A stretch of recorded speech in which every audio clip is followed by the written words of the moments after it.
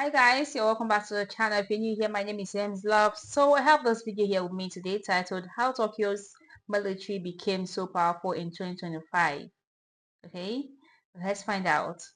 While you were scrolling social media, Turkey quietly became the ninth most powerful military on Earth, selling $7 billion worth of weapons globally. But here's what nobody saw coming. Their secret weapon isn't jets or tanks. It's something that looks like a kitchen appliance but fights like a predator. 20 years ago, Turkey couldn't manufacture a decent rifle. Today, they're outgunning nations that have been military superpowers for centuries. The transformation is so dramatic it sounds impossible. But stick around, because I'm going to show you exactly how they pulled off the greatest military comeback in modern history. In 2003, Turkey was importing 80% of their military equipment, outdated Soviet gear, dependency on foreign suppliers, and zero respect on the global stage. Fast forward to 2025, they've achieved something that took other nations decades: complete military independence. And here's the kicker: they did it while making enemies into customers. But this story starts way before drones and defense exports. It begins with cannons so massive, they needed 60 oxen to move them, and an empire that ruled 3 continents before most countries even existed. The Ottoman Empire didn't just fight wars, they revolutionized them. When Sultan Mehmed II rolled up to Constantinople in 1453, he brought the Basilica Cannon, a medieval monster that made castle walls obsolete overnight. The Ottomans understood something that modern Turkey would rediscover centuries later. Game-changing weapons win wars before they're even fought. But empires fall, and by the early 1900s, Turkey was called the sick man of Europe. World War I nearly destroyed them completely. Then came Mustafa Kemal Ataturk, who threw out the sultans and declared something revolutionary: Turkey would never be dependent on foreign powers again. Here's where the story gets interesting. While other nations were debating drone ethics in committee meetings, Turkey was building them in garages. The Bayraktar TB2 started as a family business project. Today it's exported to 33 countries and has more combat kills than some entire air forces. The Syrian conflict became Turkey's testing ground. Every mission, every strike, every success was data. They weren't just fighting a war, they were perfecting a product. And when the footage from the 2020 Nagorno-Karabakh conflict went viral, showing Turkish drones obliterating armor columns, the world suddenly realized Turkey wasn't playing catch-up anymore. They were leading.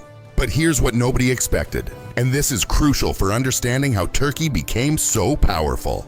The drone success was just the beginning. Turkey's 2025 defense budget hit a record $47 billion, and they're spending it strategically. While competitors build expensive, over-engineered systems, Turkey focuses on cost-effective, combat-proven solutions. Their Bayraktar TB2 costs 1/10 of an American Reaper but delivers the same results. The numbers tell an incredible story. Defense exports jumped 29% in 2024 alone, reaching $7.154 billion. Baykar, the drone manufacturer, exported $1.8 billion worth of equipment by themselves. That's more than entire defense budgets of some NATO countries. And here's something that should terrify traditional suppliers. Turkey doesn't attach political strings to their sales. No lengthy approval processes, no congressional hearings, no human rights lectures. Wow, Want drones? impressive. Pay the price, take delivery. It's that simple. Their customer list reads like a geopolitical who's who. Ukraine relied on Turkish drones against Russia. Poland, a major NATO ally, chose Turkish systems over American alternatives. Even Croatia, surrounded by EU partners, picked Turkish technology.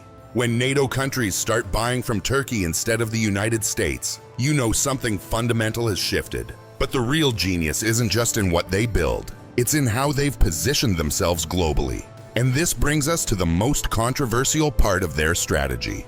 Turkey plays by different rules, and that's exactly what makes them dangerous. They're a NATO member.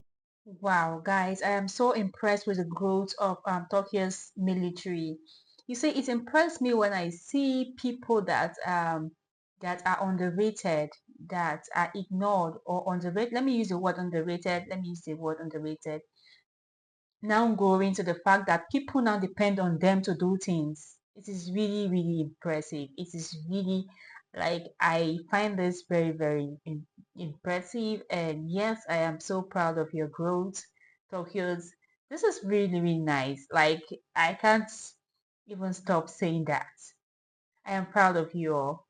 Let's get back to it. That bought Russian S-400 missiles, triggering the biggest alliance crisis in decades. An ally that fights other allies' proxies across multiple theaters. A democracy that operates like a strategic wildcard with nuclear-level unpredictability. This isn't confusion or incompetence. It's calculated brilliance that's reshaping global power structures. The 2016 coup attempt could have destroyed Turkey's military forever. Rogue officers tried to overthrow President Erdogan using F-16s and tanks supplied by NATO allies. But instead of weakening Turkey, it became their liberation moment. Erdogan purged over 15,000 military personnel, rebuilt the entire command structure from scratch, and asked the most important strategic question of the 21st century. Why depend on allies who might betray you when the stakes get real? The answer was complete military independence, and they achieved it faster than anyone thought possible. Their blue homeland doctrine isn't just maritime strategy. It's a declaration of intent that's making waves from Washington to Moscow. Turkey claims vast areas of the eastern Mediterranean, backed by naval power, and the demonstrated willingness to use it against Wow. anyone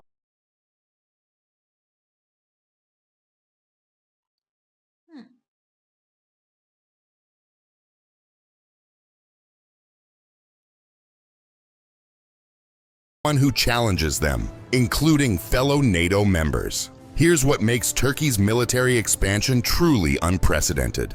They're not just building bases, they're building influence networks. They've got troops in Syria fighting American-backed forces, operations in Iraq that Baghdad can't stop, training programs in Somalia that are creating an entirely new African military doctrine, naval bases in Qatar that project power across the Persian Gulf, military advisors in Azerbaijan that just helped win a war against Russian-backed Armenia. The most telling example of Turkey's new strategic reality.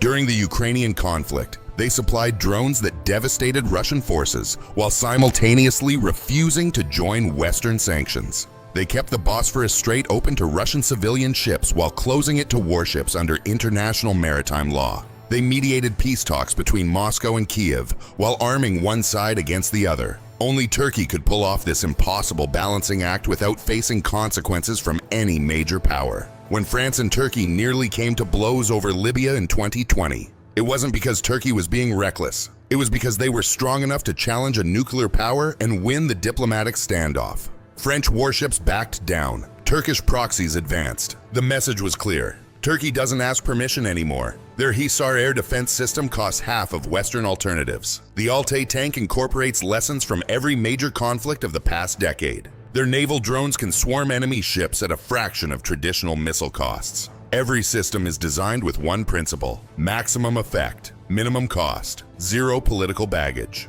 The market responded accordingly. Countries that never considered Turkish weapons are now placing orders. Nations that were locked out of Western systems found alternatives in Ankara. Suddenly, Turkey wasn't just a regional power.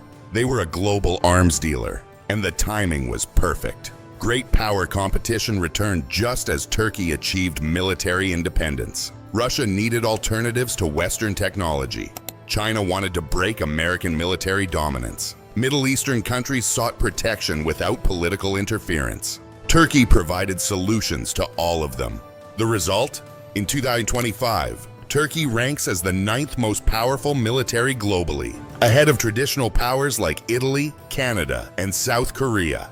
Their defense industry employs over 80,000 people and achieves nearly 80% domestic production. They've gone from importing everything to exporting everywhere. From Ottoman cannons that shattered medieval walls to drones that dominate Wow. modern battlefields, Turkey has never stopped innovating in warfare. The question isn't whether they'll grow stronger, it's how much stronger they'll become. With new conflicts brewing worldwide and traditional suppliers losing market share, Turkey's military story is just getting started. What do you think about Turkey's rise to military superpower status? Drop your thoughts in the comments, smash that subscribe button, and hit the bell icon because we're covering more shocking military transformations that nobody saw coming. The next video will blow your mind. Wow, guys. I think Tokyo's have fought so hard to be here. They've worked hard, they've sacrificed so hard to be where they are today. From from buying to them being the ones selling out. This is really very, very impressive, and I'm super proud of you all. Strength. That shows that there is working system in Tokyo's, and that alone is very, very impressive. I am proud of you all once again. Just keep being strong. I am impressed with what I have seen here. Please, guys, let me hear your thoughts on the comments. What do you think about Tokyo's military strength in 2025? Please let me know on the comments, okay? Okay, guys, I'll be seeing you all. Please, if you haven't subscribed to the channel yet, please go ahead and subscribe to the channel. Turn your notification bell so you don't miss out on any of our amazing videos, okay? And if there's anything you would like me to check out, please do well to recommend it on the comments. I'll see you all on my next one. Bye for now.